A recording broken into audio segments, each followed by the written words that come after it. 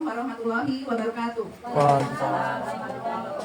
Selamat siang Bapak Ibu semua. Kami pun. Ya, Bu. Alhamdulillahirabbil alamin. Assalatu wassalamu ala asrofil anbiya'i wal mursalin wa ala alihi wa sahbihi ajmain. Amma ba'du. Yang saya hormati rekan-rekan Bapak Ibu Dewan Guru UPTG SDN 40 Negeri Katon. Marilah pertama-tama kita panjatkan puji syukur kehadirat Allah Subhanahu wa taala karena berkat rahmat dan limpahan hidayahnya kita dapat berkumpul di ruangan ini dalam keadaan sehat. Shalawat serta salam marilah kita lanjutkan kepada junjungan kita, Nabi besar kita Muhammad SAW yang selalu kita nantikan syafaatnya di yaumul akhir. Amin. Baik Bapak Ibu semua, pada kesempatan hari ini saya akan menyampaikan hasil dari pengimbasan penguatan literasi dan numerasi dalam pemulihan pembelajaran di satuan pendidikan. Pelatihan ini diselenggarakan di SMP Negeri 1 Pesawaran pada tanggal 12 Agustus 2024. Baik Bapak Ibu, yang pertama yaitu kita akan memahami literasi, teks, multimodal, dan praktik pembelajaran yang menguatkan literasi. Nah, di sini ada beberapa pernyataan mengenai literasi. Jadi di sini ada pernyataan literasi tidak hanya baca tulis. Nah, pernyataan ini tepat karena literasi itu tidak hanya membaca dan menulis dalam pengertian sempit, yaitu mengeja atau membaca dengan fasih dan keterampilan menulis yang mekanistis. Literasi adalah kemampuan dan praktik seseorang dalam memahami, menganalisis, merefleksi informasi dalam teks, membuat koneksi antar informasi, serta menyajikan gagasan secara terstruktur, analitis, kreatif, dan imajinatif. Kemudian literasi juga mencakup kemampuan memahami pesan dalam tanda-tanda non-linguistik lainnya, seperti gambar, gestur, bunyi, alam, dan lain-lain. Kemudian ada pernyataan di sini kegiatan membaca dilakukan dalam mata pelajaran bahasa Indonesia saja. Nah, pernyataan ini tidak tepat karena pada dasarnya teks multimodal digunakan dalam semua mata pelajaran. Oleh karena itu, semua guru mata pelajaran perlu mengetahui berbagai strategi untuk memahami teks dan cara melatihkan strategi tersebut kepada peserta didik agar dapat memahami materi pelajaran. Jadi, untuk literasi itu tidak hanya dalam pelajaran bahasa Indonesia saja, ya, bisa juga dalam pelajaran IPA, IPAS, PKN, dan lain-lainnya ya. Yang berkaitan dengan literasi biasanya kita ditempel di kelas, di dinding, itu bisa juga dijadikan sebagai bahan literasi. Ya, jadi tidak hanya dalam pelajaran bahasa Indonesia saja kita menerapkan literasi. Kemudian untuk selanjutnya, nah di sini ada penguatan konsep. Jadi penguatan konsep tentang literasi, kompetensi peserta didik dalam memahami, menggunakan, mengevaluasi, merefleksikan berbagai jenis teks untuk menyelesaikan masalah dan mengembangkan kapasitas individu sebagai warga Indonesia dan warga dunia agar dapat berkontribusi secara produktif di masyarakat. Nah, jadi Bapak Ibu semua, setelah kita memahami tentang literasi, ada baiknya kita bersama-sama untuk membuat perubahan yang terkait dengan literasi. Misalnya, di sini ada penguatan konsep literasi seperti di lingkungan sekolah. Nah, di sini definisi lingkungan kaya literasi, ya. Apakah yang dimaksud dengan lingkungan kaya literasi? Jadi lingkungan kaya literasi ini dimaknai sebagai lingkungan yang memanjakan peserta didik dengan teks multimodal. Ya, jadi yang dimaksud dengan teks multimodal itu di sini ada penjelasannya, yaitu, nah, jadi teks multimodal itu di situ ada tekstual, visual, spasial, aural, dan gestural. Di situ tekstual itu berkaitan dengan teks seperti esai. Kemudian visual itu menekankan apa yang dapat dilihat atau ditonton seperti video, foto, warna. Misalnya kita pembelajaran kita mengaitkan atau menggunakan dengan LCD, mengajak anak untuk menonton video yang berkaitan dengan materi pembelajaran yang kita sampaikan. Kemudian ada spasial. Spasial itu menekankan ruang seperti penyusunan infografis agar lebih mudah dibaca atau dipahami dengan cepat. Ini menurut saya seperti gambar-gambar yang dipajang di dalam kelas. Kemudian aural itu menekankan apa yang dapat didengar. Gestural menekankan gerakan seperti isyarat yang dilakukan saat berpidato. Itu jadi teks multimodal yang dapat kita gunakan dalam penguatan literasi pada peserta didik. Nah, contoh media teks multimodal di sini ada buku digital, ya, kemudian ada video, dan yang terakhir ada poster. Alhamdulillah di kelas-kelas kita sudah banyak ditempel poster-poster yang berkaitan dengan materi pelajaran atau dengan poster-poster yang bersifat afirmasi positif, ya, supaya anak-anak itu dapat meningkatkan pemahaman atau literasi mereka. Nah, ini tadi apa yang sudah kayak literasi sudah ya. Kemudian, nah, untuk penguatan konsep budaya literasi. Jadi penumbuhan budaya literasi di sekolah itu dapat kita upayakan dengan menyediakan buku fiksi dan non fiksi di perpustakaan atau di sudut baca kelas, ya. Kemudian memajang karya siswa di lingkungan sekolah. Itu yang dapat kita upayakan di lingkungan sekolah. Kemudian penguatan konsep membangun lingkungan kaya literasi di sekolah. Nah, alhamdulillah di sekolah kita di beberapa kelas sudah tersedia sudut atau pojok baca kelas, ya. Secara tidak langsung itu bisa memancing siswa untuk meningkatkan rasa tertariknya untuk membaca, ya. Kemudian di perpustakaan sekolah, nah di perpustakaan sekolah mudah-mudahan kedepannya kita dapat menyiapkan perpustakaan, maksudnya kita sudah ada ruangan nih, tapi hanya saja tata letak bukunya dan ketersediaan bukunya itu yang masih kurang memadai. Karena di perpustakaan sekolah itu seharusnya ada penataan buku. Nah, seperti ini contohnya. Cara memajang buku di perpustakaan, sampul di depannya itu menghadap ke depan, bukan ke samping. Karena di perpus kita masih seperti yang gambar yang A ya. Jadi harapan nantinya kita bekerjasama bisa menyiapkan atau memperbaiki tatanan susunan buku-buku yang ada di perpustakaan. Jadi dengan begitu, anak bisa tertarik melihat sampul atau gambar yang ada di sampul buku paling luar. Nah, ini persidangan buku non-teks. Untuk yang A ini pembaca 0 sampai 7 tahun. B1 ini pembaca awal ya, 6 sampai 8 tahun. Tapi karena kita masih buku-bukunya masih terbatas. Kemudian ada lagi penataan lingkungan sekolah yang kaya literasi, itu bisa diterapkan dengan pajangan-pajangan ya, atau dengan diberikan tulisan pada tanaman. Misalkan tanamannya apa, kemudian manfaatnya untuk apa. Nah, dengan begitu anak itu bisa membaca. Jadi membaca atau tidak hanya harus di dalam kelas.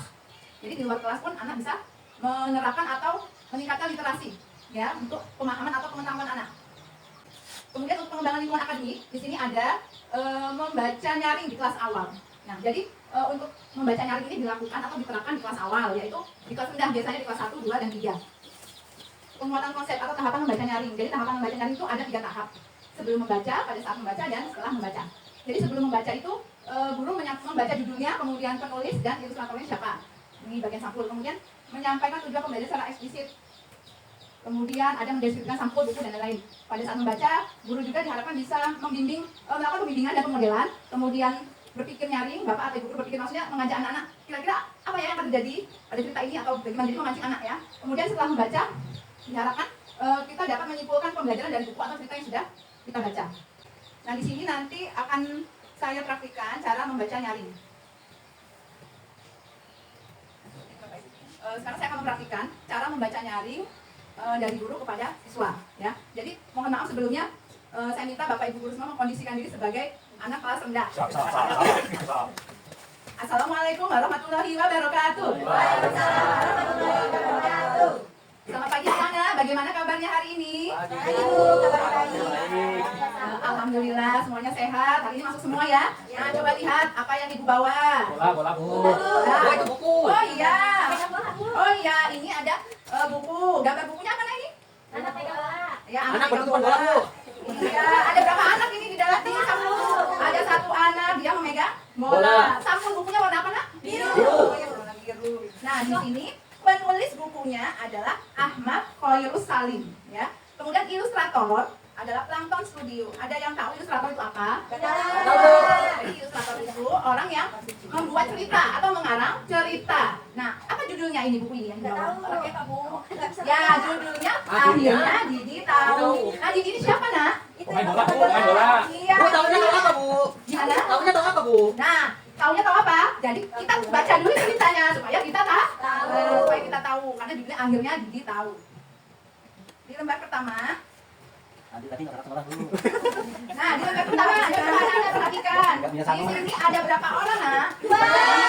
Dua. Didi dan Kak Dodo sedang bermain bola. Jadi ada 2 orang ya dalam lembar pertamanya ya. Nah, kemudian Kak Dodo ingin pipis. Kak Dodo pergi ke toilet. Coba Ibu tanya, Kak Dodo ini siapanya Didi? Kakaknya. Iya, pinter. Kak Dodo ini kakaknya Didi. Nah, saat Kak Dodonya pipis ke toilet, kemudian si Didi ada yang menghampiri. Kira-kira siapa, nak? Itu siapa bu? Ini ada yang jawab ayahnya, ada yang jawab om. Coba kita baca ceritanya. Hai Didi, ini untukmu. Mengapa orang itu tahu nama Didi? Apa yang diberikan orang itu kepada Didi? Permen. Iya, permen. Enak tidak permennya? Iya, enak. Nah, kemudian kita lanjutkan ceritanya. Wah, itu permen kesukaan Didi. Namun Didi takut. Ibu sering mengingatkan Didi. Didi harus waspada jika ada orang asing. Didi jadi ingat pesan ibu. Jangan asal terima makanan. Orangnya harus kita kenal. Nah, coba siapa di sini kalau yang nggak kenal dikasih jajanan mau? Kadang-kadang bu, kadang-kadang kasih. Jadi kita kalau tidak kenal harus apa, nak? Iya, harus waspada, harus hati-hati. Nah, coba lihat. Bagaimana ekspresi Didi di gambar ini? Ya, tidak mau. Didi menolak. Nah, lalu ada sekotak coklat. Oh, ini tahu. Ya, siapa yang suka coklat? Nah, semuanya suka ya. Coklat. Iya, ini kotaknya yang biru, dalamnya coklat. Nah, kemudian kita baca lagi. Sebenarnya Didi ingin sekali makan coklat itu. Namun Didi juga takut. Takut kenapa? Ada yang tahu kenapa Didi takut? Iya, takut diculik ya. Oh iya, bagus. Orangnya nggak kenal, kata si Mei. Yuk, lanjut. Didi tetap menolak. Bagaimana ekspresi Didi saat diberi coklat? Masih takut ya? Nggak Iya, mau. nggak mau. Kenapa Kak Dodo lama sekali? Jadi di sini Kak Dodonya sudah muncul belum? Masih tipis. Iya, lama sekali Kak Dodonya ya. Hah? Sebungkus biskuit. Nah, ini yang berikan biskuit siapa nak? Oh iya, Om tadi. Ganti nama, Bu. Akhirnya apa yang terjadi dengan Didi? Iya, Didi makin takut. Akhirnya ada apa nih di gambar? Setelah Didi takut. Ibunya keluar. Oh iya, kemudian ada lagi. Ternyata itu ibunya bersama Kak Dodo. Iya, ibunya bersama Kak Dodo. Nah, akhirnya si Didi bertemu Kak Dodo. Si Didi ya, Didi bilang ke Kak Dodonya kalau dia takut. Akhirnya apa? Kira-kira siapa coba orang laki-laki ini? Ceritanya tidak apa-apa. Orang itu adalah Paman Ali. Kak Dodo menenangkan. Paman Ali adalah adik ibu. Paman Ali bekerja di luar negeri. Didi baru bertemu Paman Ali. Nah, ternyata si Didi sebelumnya belum pernah. Oh, pamannya di saya ya. Di dalam cerita dia pamannya Didi, Paman Ali ya. Nah, kemudian apa? Paman Ali, Kak Dodo dan Didi bermain bola bersama. Sehingga ini pertemuan pertama yang sangat menyenangkan. Nah, coba dari cerita yang sudah kita baca ini ada berapa tokoh tadi dalam cerita yang sudah kita baca? Siapa saja coba tunjukkan? Dodo. Iya, Dodo. Didi. Paman dan ada lagi satunya. Iya, Ayah. Kemudian pesan apa yang bisa kita ambil dari cerita yang sudah kita baca bersama?